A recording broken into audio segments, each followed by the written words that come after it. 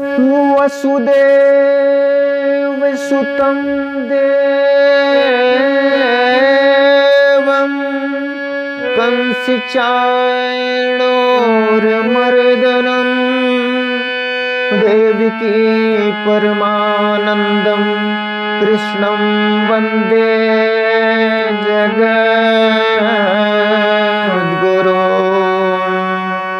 कृष्णाय वासुदेवाय हरे परमात्मने प्रणतिक्लेशनाशाय गोविन्दाय नमो नमः।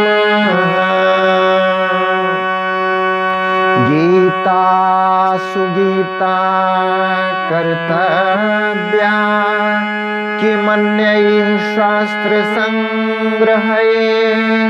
या स्वयं पद्मनाभस्य मुखं पद्माद्विनिसृता। परम आदरणीय श्रोतागण, सादर नमन। आशा करता हूं आप स्वस्थ एवं प्रसन्न मुद्रा में होंगे। आज आपके समक्ष प्रस्तुत है श्रीमद् भगवद गीता व्यावहारिक व्याख्या भाग 6 अध्याय 1 श्लोक क्रमांक 5।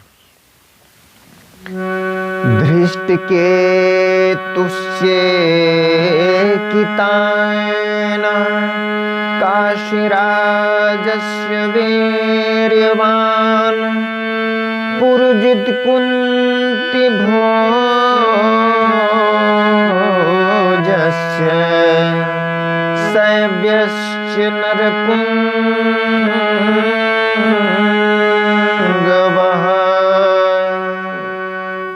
प्रचलित व्याख्या। दुर्योधन द्रोणाचार्य जी के समक्ष पांडव सेना का विवरण देते हुए उसने कहा, पांडवों की सेना में मौजूद विभिन्न शूरवीरों में से धृष्टकेतु, चेकितान, कुंतीभोज और मनुष्यों में सबसे श्रेष्ठ योद्धा शैव्य भी युद्ध के लिए तैयार थे। व्यावहारिक व्याख्या।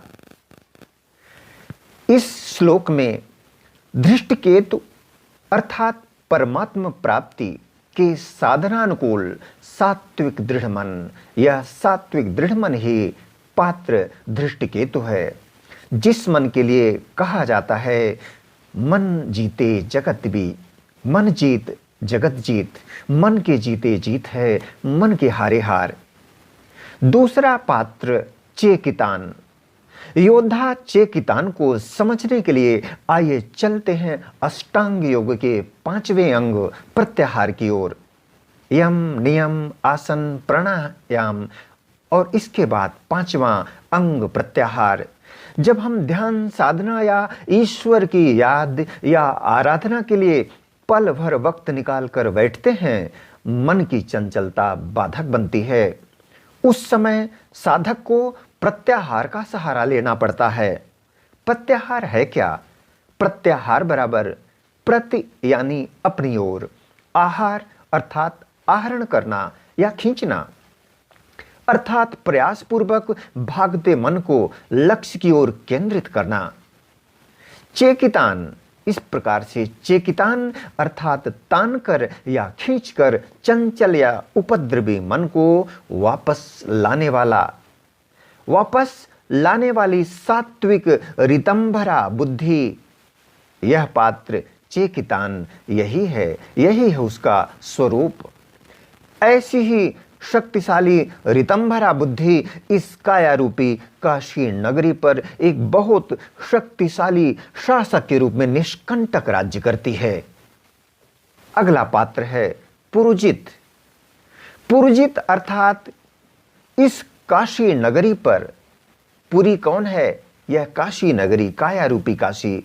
पुरुजित अर्थात इस काशी नगरी पर जीत सुनिश्चित करने वाला कैटलिस्ट या उत्प्रेरक। अगला पात्र है कुंती भोज। कुंती प्रतीक है त्याग का, भोज अर्थात पोषक। इस प्रकार से कुंती भोज पात्र से आशय है त्याग भाव का पोषक या पिता। अगला पात्र आता है पांडव सेना की ओर। अगला पात्र है सैव्य। पात्र सैव्य से आशय है शुभत्व प्रदायक नायक, जो श्री कृष्ण के रथ का एक सेनानी भी था। ऐसे सभी पांडव पक्ष के शूरवीर धृतराष्ट्र रूपी मोहजनित आसुरी सेना पर विजय सुनिश्चित करने में सक्षम होने के साथ साथ साधक को अपने अभीष्ट अर्थात प्रभु मिलन में साधक होते हैं। आदरणीय श्रोतागण, आज्ञा दें इसी प्रसंग के साथ, इसी व्याख्या के साथ मिलेंगे पुनः एक नई व्याख्या के साथ। तब तक स्वस्थ रहें, प्रसन्न रहें। वीडियो देखने के लिए धन्यवाद। जय श्री कृष्णा।